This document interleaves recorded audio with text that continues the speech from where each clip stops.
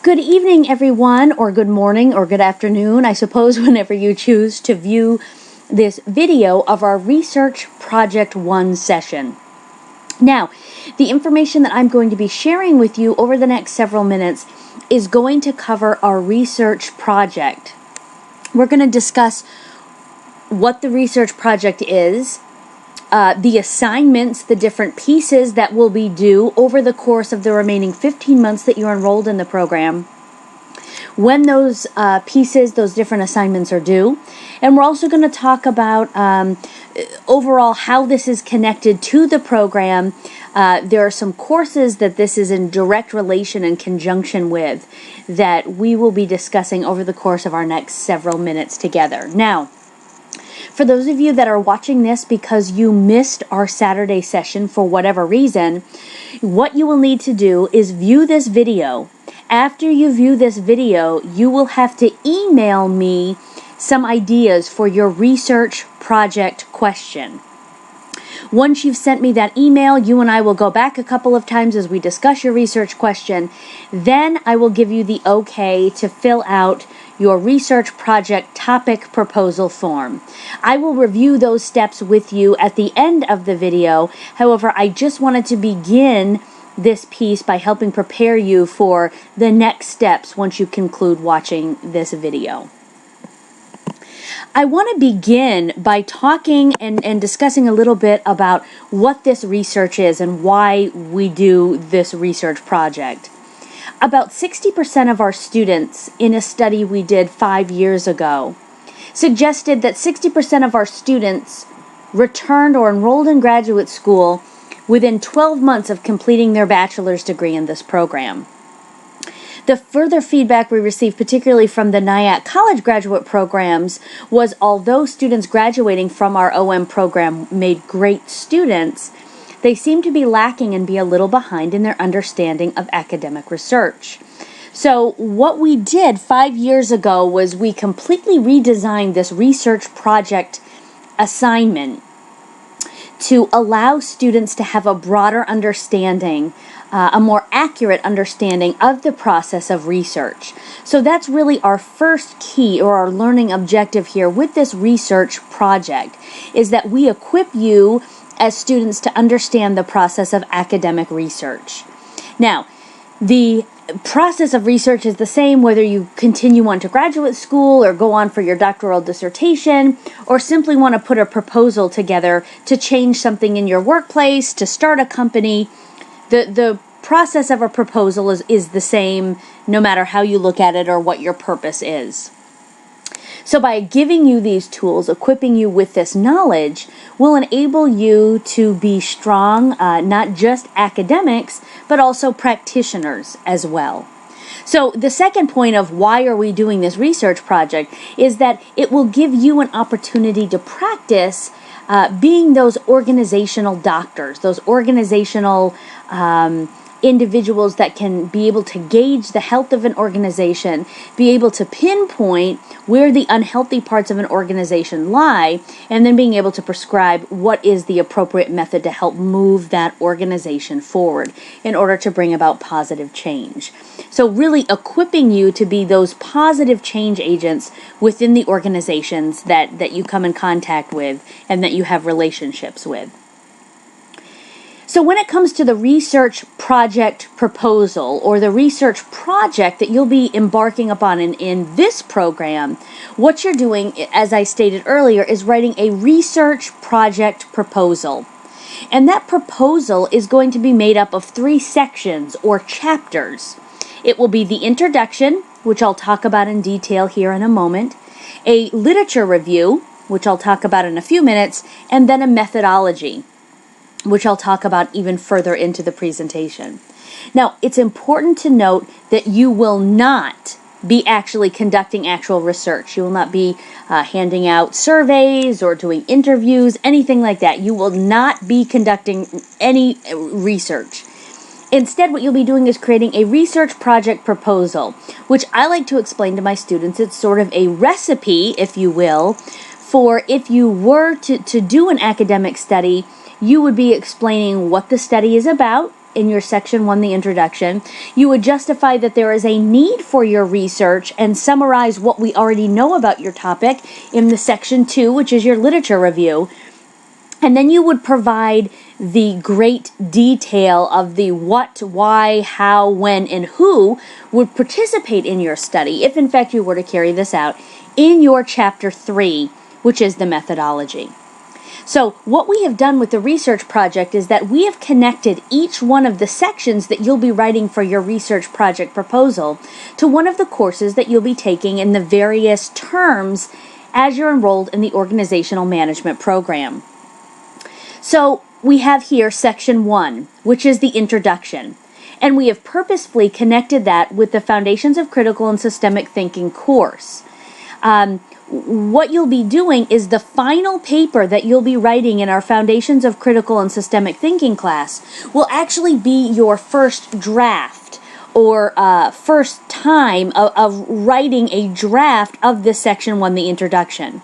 Now, if you are a student enrolled in the Foundations of Critical and Systemic Thinking course, you will find in the Resources tab, either in that class, Critical Thinking, or in the Research Project 1 course room, under the Resources tab, you will find a template, a Section 1 template.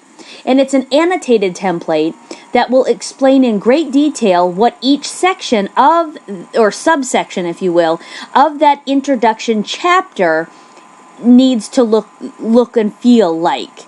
Now, if you are a student in my Critical and Systemic Thinking course, during the beginning of week 6 of the class, we are going to have a live session.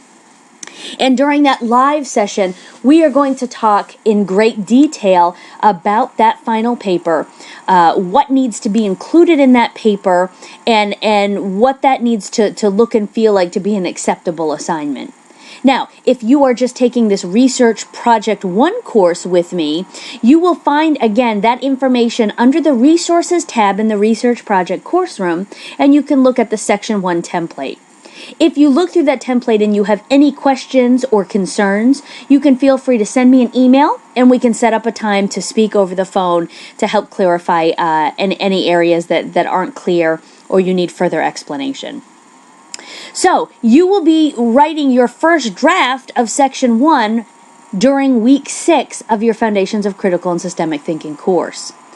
That's why we are spending the time with the behavior over time graphs, the causal loop diagrams, to help you start thinking about being able to identify systemic issues within organizations that you are in contact with. And in Section 1, you're going to give a background of the problem. You're going to talk about your variables. What are the organizational pieces that are a part of that? We'll talk more in detail about that a little bit later.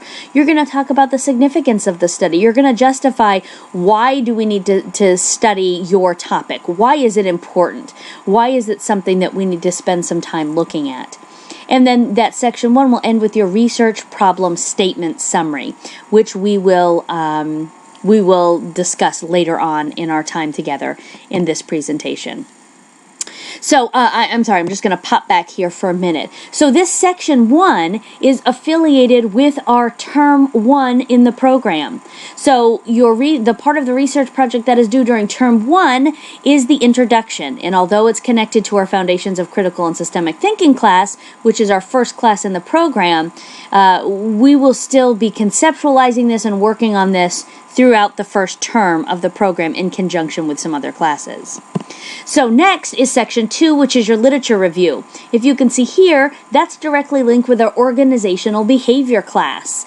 That class is in Term 2 of the program, where we'll be working on a review of the literature. What is a literature review? It's exactly what it sounds like. Once you have your introduction written, you know what you're writing about, then you will provide an overview or review, if you will, of what we know about that topic already. What is it that we know? What have other scholars and individuals studying in this area of your topic? What do we know? What does the research say? Are there any areas of disagreement with that? That's what a literature review is. You talk about what we already know, what's already been published within the context of whatever your topic is. Again, that section is linked to Term 2. I will also be the instructor for your organizational behavior course, so I will be discussing this. There's even several assignments in our course directly related to writing the literature review. We will talk about the literature review at great length, in great detail, during that organizational behavior course. So again, that's something to look forward to in the future during Term 2. And that's considered your research project 1 is made up of those two elements. Then when you enter Term 3, your final term in the program, you will also be focusing on writing your Section 3, which is your methodology. And if you can see here, that section is directly linked to your research methods and statistics course, again, taking place during Term 3. So an easy way to remember this is that each section of your research project corresponds to that same term. So Section 1 is the introduction during Term 1, Section 2, the literature review during Term 2, and finally Section 3, the methodology during Term 3. And I'm not going to spend a whole lot of time on the methodology. We will have another Saturday session like this once we enter Term 3 of the program. And we'll spend a lot more time on the methodology. It really will not benefit us now to spend an awful lot of time on what that methodology will look like. However, I did want to give you an overview of what the research project will look like in its entirety and how it's connected to the program. What I want to do now is kind of step back a bit from our actual research project, and I want to spend a little bit of time talking about research design. I'm going to talk about philosophical worldviews, some strategy of inquiry, and research methods. So our discussion is going to focus and center around what each of these terms mean and why do they matter. Why are we pausing to have a discussion about this during a research methods class, and why does it matter? So again, as I said, we're going to pull back for a moment and talk a little bit about our philosophical worldviews. When I describe to students about a worldview, I like to share with them that think that you have a table in front of you and it has several pairs of glasses on the table.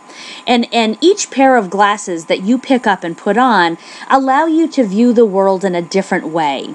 That's what I'm talking about when we share here with these philosophical worldviews in relation to academic research.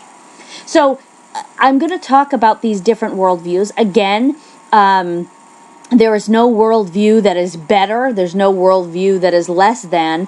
We're just simply talking about worldviews. How we're going to approach the research topic becomes very important when determining our strategies of how we're going to inquire about that problem. And then finally, the research method that we will utilize in order to uncover some of those questions. So the first philosophical worldview that I want to focus on is called post-positivism. So what is post-positivism? A post-positivist suggests that there is an absolute truth that can never be found, that research is always imperfect, that what post-positivist research suggests that it's just accurate as a snapshot of what is during one time, in one place, in one particular situation. Yes, we can trust that probably is true, but we don't know that we know that it's true, given every scenario. A post-positivist suggests that research tests theory in order to refine or reject it. So we're testing it again to say, okay, it was true a year ago. These same variables we're testing in this situation, is it going to be correct now? If not, what was different? So we're going to refine it. Or if it wasn't true at all, we'll reject it altogether. A post-positivist suggests that knowledge is based on measurable evidence. If you can't measure it, if you can't quantify it in any way, then it's not true knowledge. We don't really know that. So research also looks to create true statements that define situations and variables, and that the post-positivist research must be intentional about separating from one's own biases. So when I think about post-positivist research in our real life, in our everyday lives, what comes to mind is medical research, particularly when it comes to pharmaceuticals. Yes, that is a snapshot of a time with certain individuals with a certain illness or ailment, giving a certain amount of drugs in a certain environment, and then recording than the side effects, positive and negative, that these patients are experiencing during the time taking these drugs, taking these prescription drugs.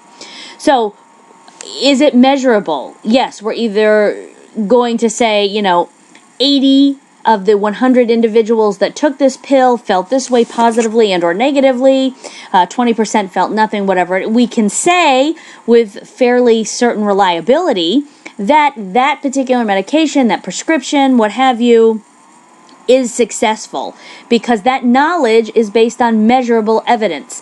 80% of the individuals felt some relief to their symptoms, etc.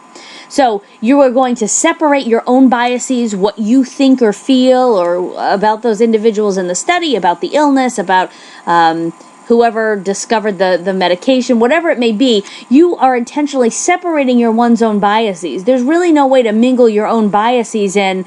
80 out of the 100 people felt a certain way after taking this prescription. So a post-positivist, again, is all about being measurable. Can we measure the evidence? Okay, now put on a different set of lenses, a different worldview, is the social constructivist. And the social constructivist and the post-positivist are as far away from each other as you can absolutely imagine. The social constructivist suggests that the humans make meaning, that research is looking for viewpoints of the individual, and that humans use heritage and culture to understand the world. So, in fact, as opposed to separating your own biases, sometimes we see researchers becoming a part of the world that their participants live in. If you think about anthropologists, for example, this is a strong example that comes to mind, where the anthropologist will actually go live within the people group that they want to study. To kind of experience it in their own way so they can really understand what it's like to be in their shoes, if you will. And finally, the social constructivist believes that meaning is always found within contact of a community. So a social constructivist says, look, experience is what brings meaning. And the researcher intentionally mingles their own background, their own biases, if you will, with the data interpretation. It's important in the social constructivist mindset to often use yourself as a participant to say, okay, when I was in this situation, this is how I felt, and how does that compare with some of the other participants? So, as opposed to having it be measurable in, 80% of the people had these side effects after taking this medication, the social constructivist suggests that, well, it's not measurable in a quantifiable way, that the humans make the meaning. And where we're going to get answers to these issues is really in understanding the viewpoints of the individuals involved. So again, complete opposite. Social constructivist on one end of the room, post-positivist on the other. So two completely different worldviews and perspectives. I'm not going to spend a lot of time on the advocacy participatory worldview. This really is political in nature. Think of lobbyists, think of people looking to change laws, lobby for different laws, different ways of seeing the world. I just wanted you to be familiar with the advocacy participatory worldview. We will not be using this. You will rarely to never see it being used in any type of academic or scholarly research. Again, it's typically political in nature, and they're really looking to bring about a debate in a political realm, a political stage. And it really is driven to bring about change, really when it becomes to laws, how we view, change again in the political public sector in that way. And finally, we have a pragmatic worldview. So what is a pragmatic worldview? Well, the pragmatic worldview really kind of looks to marry or bring together, if you will, the post-positivist and the social constructivist, because what the pragmatic worldview is doing is they're looking for what works, and they're open to any type of research, any type of worldview that will allow them to arrive at a workable situation. So the pragmatic worldview allows researchers the freedom to use whatever is going to work in their study to meet their needs and purposes. So in other words, when one is utilizing a pragmatic worldview, they are really looking to answer the question. and they are open to using whatever means necessary, whatever worldview necessary, to be able to bring that answer into focus. So the pragmatic worldview defines truth as what works at the time. And Creswell suggested that this allows researchers to be open to all types of data in an effort to reach a fuller understanding of the issue. So in the pragmatic worldview, these researchers are going to look at the what and the how to research based on where they want to go with their research. And they make a case as to why a mixed method approach is needed. So Creswell states that for a mixed method researcher, pragmatism opens the door to the use of multiple methods, different worldviews, different assumptions, as well as different forms of data collection and analysis. So really suggesting a mixed perspective here, or a mixed method. You'll hear that term repeatedly. So if we look here at the stages of inquiry, think about matching up a quantitative, qualitative, and mixed method study should be in alignment with one of the philosophical worldviews that we've discussed. So first we have a quantitative perspective. Again, this is number-driven, this is measurable data. These are experimental designs or non-experimental designs, which we're probably more familiar with, such as surveys. Again, think which philosophical worldview would the quantitative numbers-driven approach go with. If you're thinking the post-positive worldview, you are absolutely correct. The post-positivist would be their strategy to inquire would be something found underneath this quantitative cube here. This, I guess, is really not the shape of a cube, but this quantitative shape here. One of those designs. Then we move on to qualitative research. What is qualitative research? Well, it's driven through humans. There's either narrative research, phenomenology, where the researcher is looking to really understand a lived experience, ethnography, which is looking at one person's piece, grounded theory, where you're developing theory out of people's experience and how they understand situations and problems, as well as case studies, which are typically done on the individual level. So a qualitative approach is really looking at the human side, the human approach, how humans process and understand and then react to particular situations or circumstances. So think which worldview then would match up with the qualitative perspective. If you're thinking social constructivist, you're absolutely correct. Again, remember, your stages of inquiry, how you're going to inquire about that research question needs to be in alignment with whatever philosophical worldview that you're approaching the question. So if you have the philosophical worldview of a social constructivist, you know it's going to be a qualitative study and that your strategy of inquiry is going to be one of these bullet points underneath this qualitative list here. And then finally, the mixed method study. A mixed method, again, is aligned with what worldview? Pragmatic worldview. You're correct. So this mixed method approach is going to utilize any types of inquiry from either the quantitative list or the qualitative list. Again, if we go back to the pragmatic philosophical worldview perspective of the pragmatic worldview, we see that they're looking to get the answer to their question in a fuller way, in a bigger way, by utilizing whatever means necessary to get that answer. So under the mixed method approach, we have sequential, which that's when perhaps they'll do the quantitative piece, it's a survey, what have you, first. Then they'll do a qualitative, let's say, open-ended interviews with individuals. So they do them in order, one, then the other.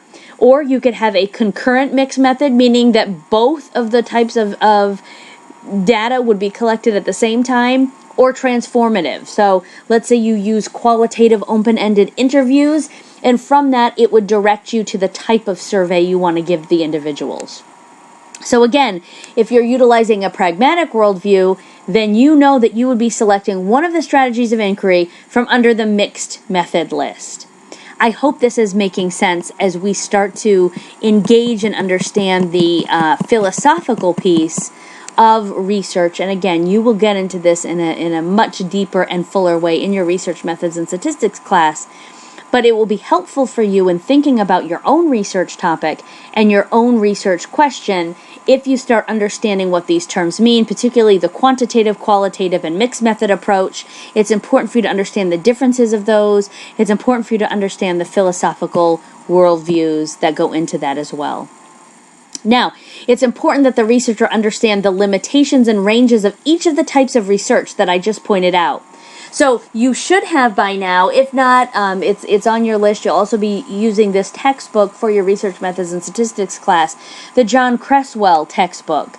There's a terrific table that he shares on page 15 of that textbook that kind of shows the qualitative, quantitative, and mixed method approach, and it shows kind of strengths and weaknesses. So you can have a quick guide as you look at that and become more familiar about each of those stages and what that means. So now we're kind of snapping back into the present day. We talked about the background of research, the philosophical piece of research, and now we're snapping back to the actual pieces that are going to put this thing together. Here's some information about the literature review. Again, I'm not going to spend time on these slides. We will go through all of this information again in the organizational behavior and analysis piece.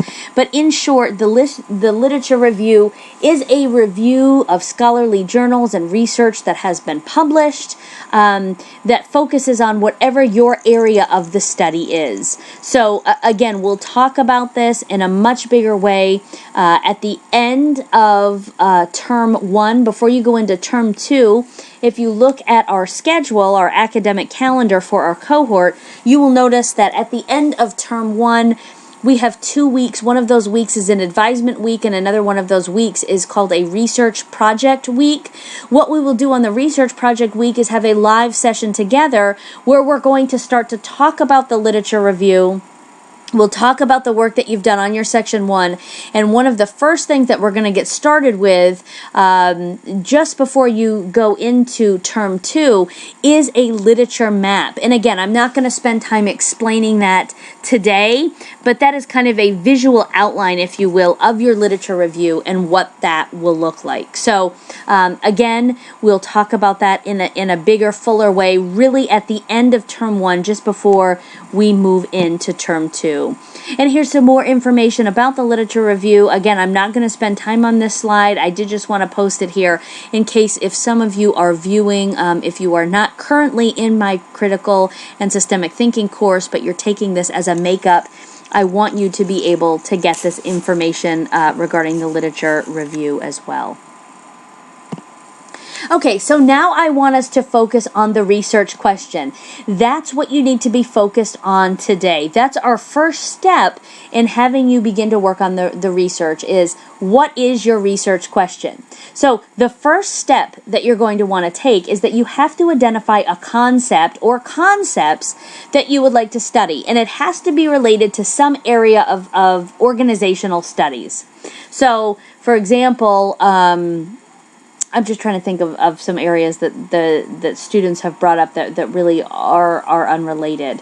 In other words, it has to be rooted in organizational studies. I have some examples here on the last bullet point of what I've had. These are research questions that my students, actual students that I've had in the program, have written about, and they've just been brilliant studies. So I'm hopping down to the final bullet point here on the slide. So here's some examples of what a research question is. What is the relationship between employee morale and leadership style? At this particular organization that this student was working at, she was experiencing just a huge employee morale downfall. It was they were free falling. And she had been at the organization for a number of years, and employee morale had been relatively high. There had been dips here and there, but overall it had remained relatively high over the years. So as we were kind of unpacking this issue, we discovered that when she started to notice this employee morale decline happened, the company was in a merger with another organization, and they had acquired a new leader from this merger. And this leadership style was completely different to anything this organization had ever encountered before. So again, as she was talking me through this issue that she wanted to know why was employee morale so low, this is what we ended up developing as her research question. So she wanted to explore, she wanted to know, okay, these were my observations. I want to know, is there anything to my gut feeling here, anything to my observation? And she wanted to explore, what is the relationship between employee morale and leadership style? And then another research question that I've had over the years is, how does organizational communication influence volunteer participation? Again, that was a situation with a gentleman that worked he was a volunteer coordinator for a well-known not-for-profit organization. And he found that volunteer participation was just really going nowhere. They had maybe a half a dozen of really reliable volunteers, but the participation just wasn't there, and it was seeming to get worse. So when we were working to unpack that issue, we talked about the communication practices and policies and how the word got out and all of that. So his research question turned into, how does organizational communication influence volunteer participation? So do you see what we did in both of those questions? We didn't say, what's happening at ABC company when it comes to employee morale and leadership, or why are the leaders bad at ABC company? No, what we did was we pulled away from the actual organization to be able to label and list the concepts. Now, you have been doing some of this in the critical and systemic thinking class in labeling the variables, the pieces of it that are going wrong. So you're not naming people, you're not naming an actual organization, because remember, we don't research context in which things happen. We research concepts. So when you're formulating your question, it's important to remember, what are the concepts that you really want to look at here? Just as I explained, these organizations that these two students worked in, you don't see their organization listed, you don't see their personal biases listed here at all. In fact, what they're researching are the concepts. How does organizational communication influence volunteer participation? So that's how you should be thinking through your research question. Begin by analyzing and thinking about a problem that either has happened in an organization you've been a part of, something that perhaps is happening currently, something that's bothering you, or that just doesn't seem healthy within your organization. And then start backing up and saying, okay, what are the concepts here? I can't list these people, I can't list my organization, but what are the real concepts that we're talking about here? Is it employee morale? Is it organizational culture? Is it volunteer participation? Is it organizational communication? Is it employee participation?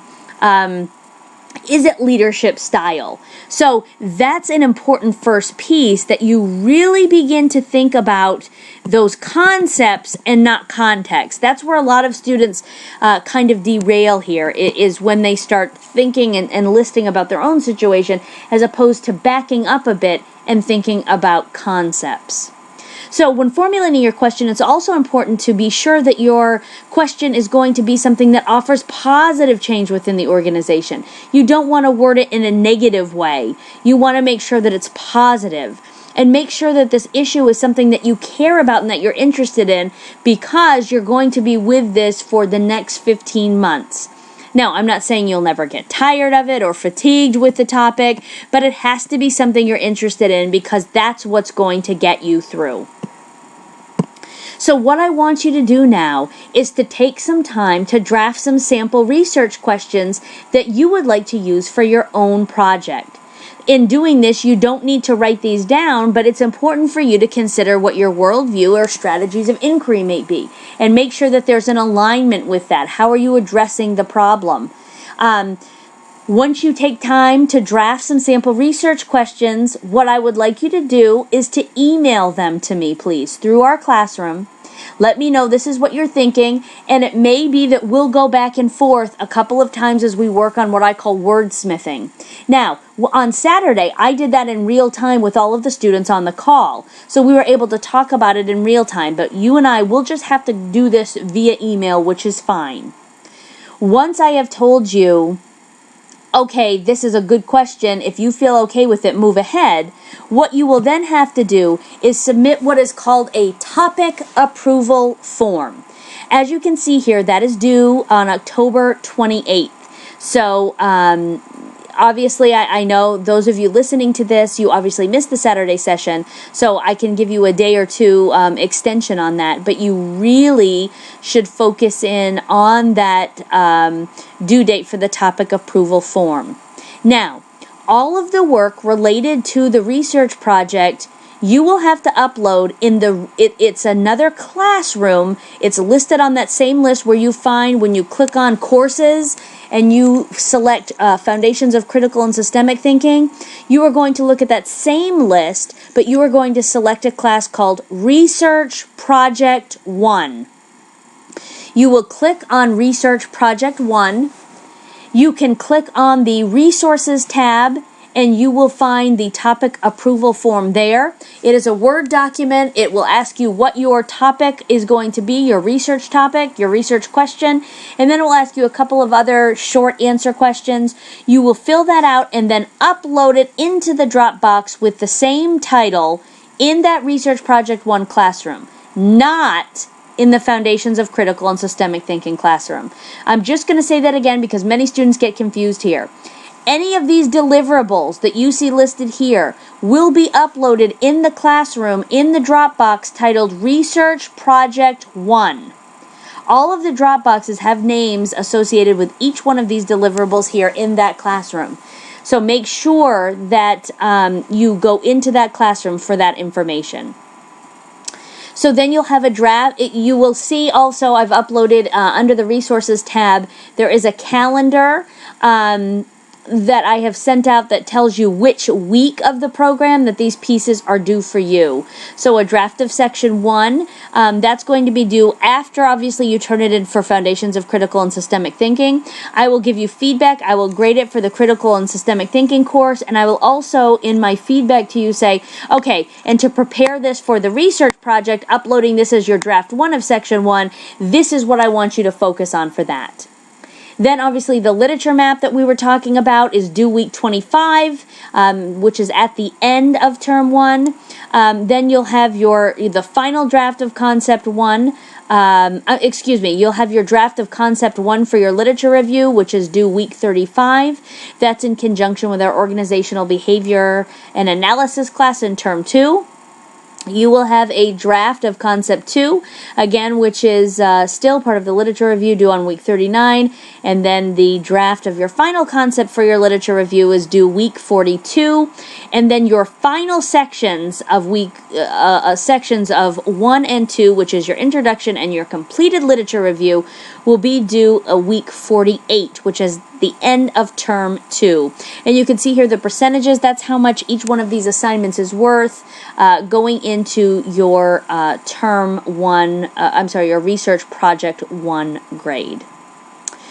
Well, that is all the information I had to present to you here.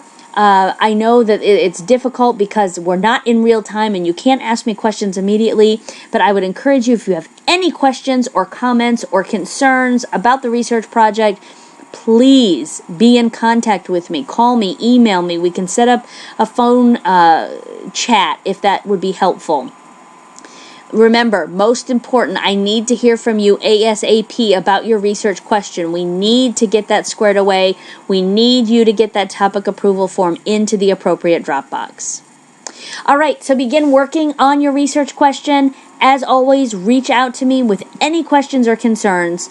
And finally, I will see you online in the classroom, and I look forward to seeing what you all create with your research topic questions.